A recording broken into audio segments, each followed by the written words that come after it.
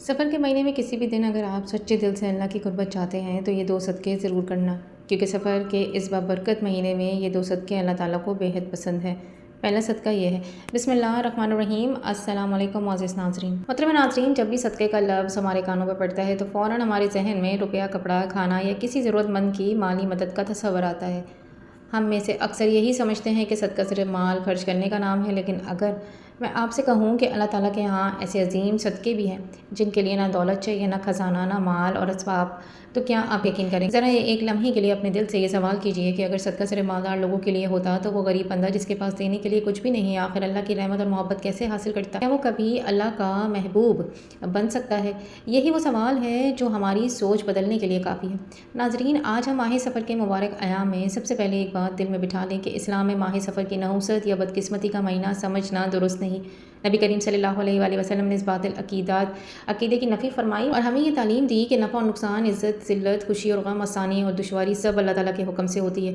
माह सफ़र भी अल्लाह ताला के बनाए हुए 12 महीनों में से एक महीना है, इसलिए इस महीने को गफलत में गुजारने के बजाय इबादत, तौबा, इस्तग़फ़ार, दुरूद पाक, तिलावत कुरान, सदका व खैरात और लोगों के साथ उसने सलूक में गुजारना मोमिन की शान है। जो शख्स इस महीने में अपने रब की तरफ सच्चे दिल से रुजू करता है, अपने गुनाहों पर नदामत करता है, आंसू बहाता है, कसरत से इस्तग़फ़ार करता है, दुरूद पाक पढ़ता है, सदका देता है, ज़रूरतमंदों को मदद करता है, अल्लाह ताला इसके दर्जात बुलंद फरमाता है, इसके गुनाहों को माफ़ फरमाता है, इसके रिज़्क़ में बरकत अता फरमाता है, इसके दिल को सुकून इत्मीनान से भर देता है, क्योंकि अल्लाह ताला के यहाँ हर वो वक्त, हर वो दिन, हर वो महीना बबरकत है जिससे बंदा अपनी इबादत और इताअत से बरकत बना ले।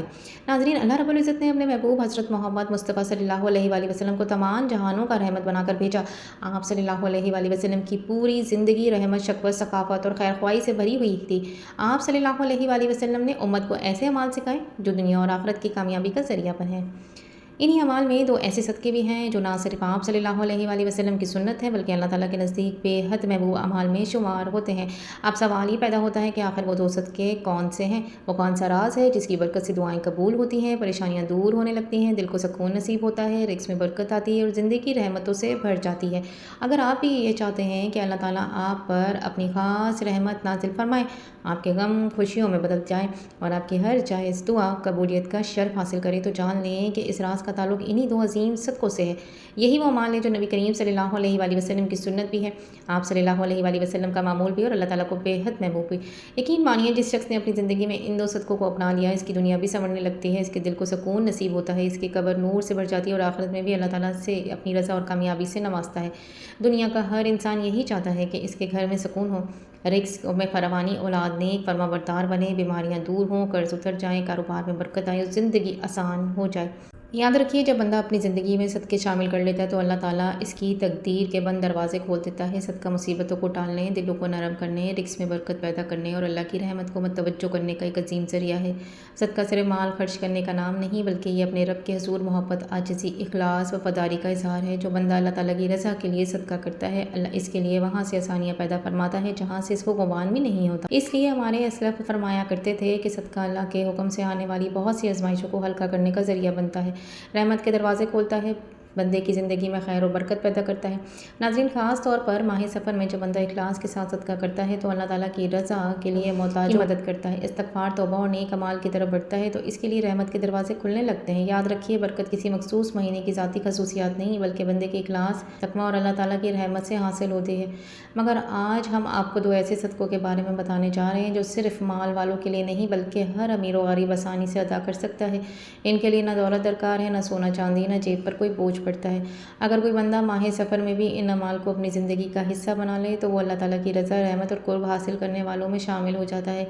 यही वो सदक़े हैं जो हमारे प्यारे आका हज़रत मोहम्मद सल्लल्लाहु अलैहि वसल्लम की मुबारक सुन्नत है। आप रोज़मर्रा के अखलाक का हुस्न नमूना थे। अब सवाल ये है कि आखिर वो 2 सदक़े कौन से हैं? नाज़रीन, माह सफ़र महज़ कैलेंडर का एक महीना नहीं, बल्कि ये भी अल्लाह ताला की अताअत करदा ज़िंदगी का एक कीमती हिस्सा है जो हमें अपने रब की तरफ लौटने पर अमाल की इस्लाह करने, गुनाहों से तौबा करने और नेकियों में बढ़ने का बेहतरीन मौका देता है। अगर आप चाहते हैं कि माह सफ़र आपके लिए खैर, बरकत, सुकून, अल्लाह ताला की रहमत का ज़रिया बन जाए, तो सबसे पहले सदका ये है कि अपने दिल को कुशादा करके दूसरों को माफ़ कर दें। ये एक ऐसा अजीम सदका है जिसके लिए ना माल खर्च करना पड़ता है, ना कोई बड़ी कुर्बानी देनी पड़ती है, لیکن اس کا اجر اللہ تعالیٰ کے یہاں بہت عظیم ہے۔ معاف کرنے والا انسان اللہ تعالیٰ کو محبوب بندہ بن جاتا ہے کیونکہ وہ اپنے رب کے ایک پسندیدہ صفت کو اختیار کرتا ہے۔ حقیقت یہی ہے کہ ایک مومن کی زندگی ہر مہینے میں معافی، درگزر، محبت اور خیر خواہی سے مضمین ہونی چاہیے، اور ماہ سفر میں ہمیں یہ سبق دیتا ہے کہ دلوں میں کینہ، حسد اور نفرت سے پاک کر کے اللہ تعالیٰ کی رضا حاصل کرنی چاہیے۔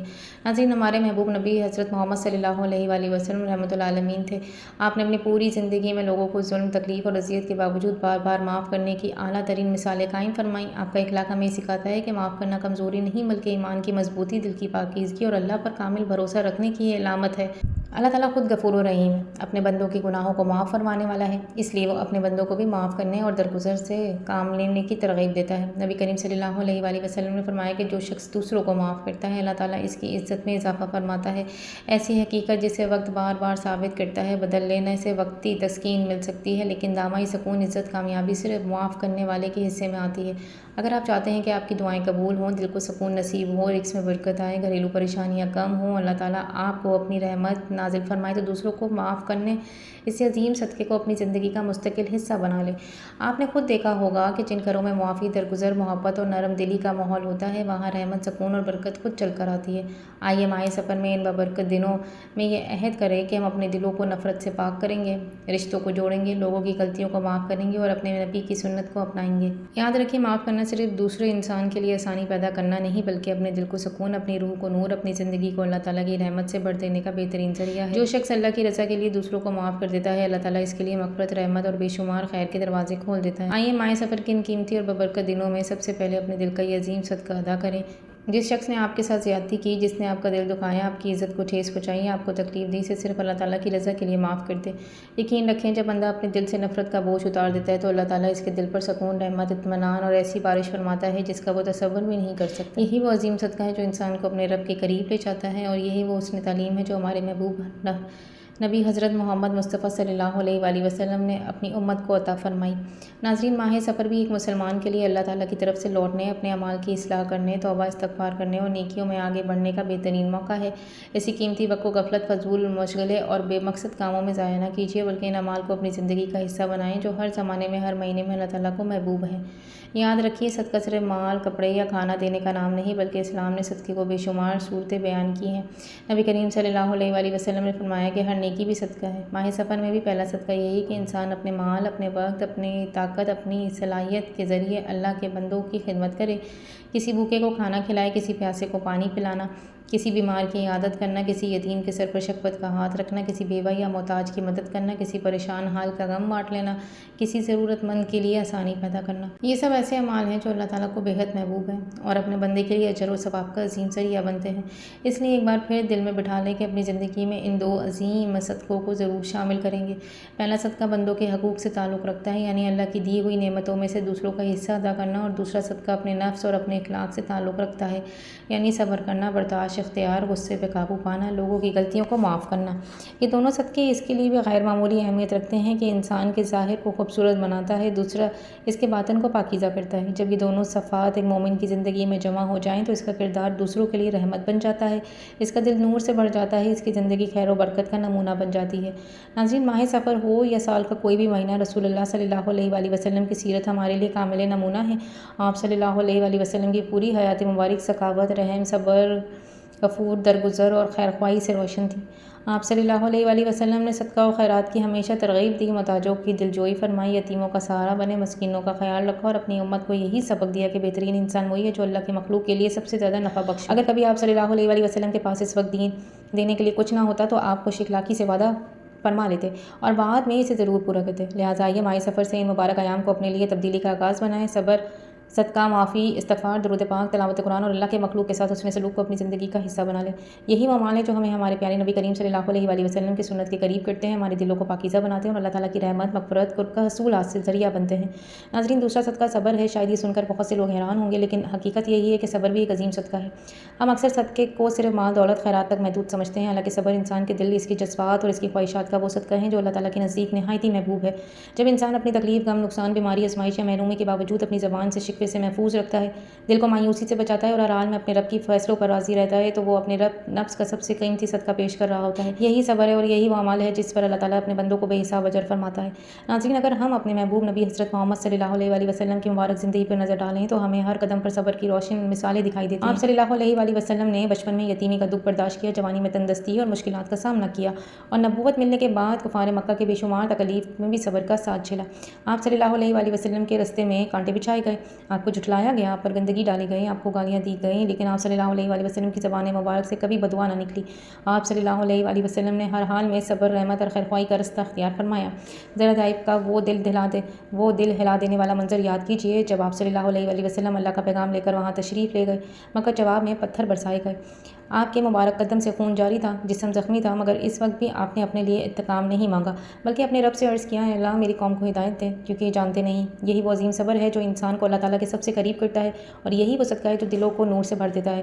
ناظرین، ماہ صبر بھی ہمیں یہی سبق دیتا ہے کہ زندگی کی ہر آزمائش میں اپنے رب پر بھروسہ رکھا جائے، زبان پر شکوے سے بچایا جائے، دل کو اللہ تعالیٰ کی رضا پر راضی رکھا جائے۔ جب کوئی آپ کو تکلیف دے، آپ کے ساتھ ناانصافی کرے، آپ کا دل آزاری کرے یا آپ کا حق مال لیا ہے تو انتقام کی آگ میں جلنے کے بجائے صبر کا راستہ اختیار کیجیے۔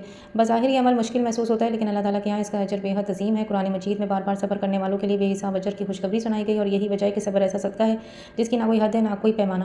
اس لیے آج ہم آپ سے یہی عرض کرتے ہیں کہ ماہ سفر ان کی بابرکت دنوں میں اپنی زندگی میں دو عظیم صدقوں کو ضرور شامل کر لیں۔ پہلا صدقہ اللہ کی مخلوق کے ساتھ حسن سلوک، خیرات اور معافی کا ہے، دوسرا اپنے نفس کے ساتھ صبر برداشت اور اللہ تعالیٰ کے فیصلوں پر راضی رہنا ہے۔ جبکہ یہ دونوں صدقے ایک مومن کی زندگی میں جمع ہو جاتے ہیں تو اس کا ظاہر بھی سنور جاتا ہے، باطن بھی پاکیزہ ہو جاتا ہے، اس کے دل میں سکون اتر آتا ہے، اس کی زندگی اللہ تعالیٰ کی رحمتوں سے بھر جاتی ہے۔ آئیے آج ماہ سفر میں اپنے رب کے حضور یہ عہد کریں کہ ہم صرف مالی صدقہ نہیں بلکہ صبر، معافی، نرم دلی، حسن اخلاق، استغفار، درود پاک اور اللہ کے مخلوق کی خدمت کو بھی اپنی زندگی کا مستقل حصہ بنائیں گے۔ یہی وہ راستہ ہے جو ہمارے محبوب نبی کریم صلی اللہ علیہ وآلہ وسلم کی سنت کی طرف لے جاتا ہے اور یہی وہ اعمال ہیں جو بندے کو اپنے رب کے قرب کا نوازتے ہیں۔ اللہ تعالیٰ اپنے فضل و کرم سے ہم سب کے گناہوں کو معاف فرمائے، ہماری پریشانیوں کو آسان فرمائے، ہمارے گھروں میں سکون، رزق میں برکت، دلوں میں ایمان کی روشنی اور زندگی میں خیر و عافیت عطا فرمائے۔ اللہ تعالیٰ ہمیں ہر حال میں صبر کرنے والے، دوسروں کو معاف کرنے، صدقہ و خیرات کرنے اور اپنے محبوب حضرت محمد صلی اللہ علیہ وآلہ وسلم کی مبارک سنتوں پر عمل کرنے کی توفیق عطا فرمائے، آمین یا رب العالمین۔ ناظرین، اگر آپ کو یہ ویڈیو پسند آئی ہو تو اسے زیادہ سے زیادہ اپنے عزیزوں، دوستوں، تمام مسلمانوں تک ضرور پہنچائیں تاکہ وہ بھی ان عظیم اعمال پر عمل کر کے اللہ تعالیٰ کی رحمتیں حاصل کر سکیں۔ دعا ہے کہ اللہ تعالیٰ میرا سنانا اور آپ کا سننا اپنی بارگاہ میں قبول عطا فرمائے اور ہمارا خاتمہ کامل ایمان اور اخلاص اور رسول اللہ صلی اللہ علیہ وآلہ وسلم کی محبت میں فرمائے، آمین یا رب العالمین۔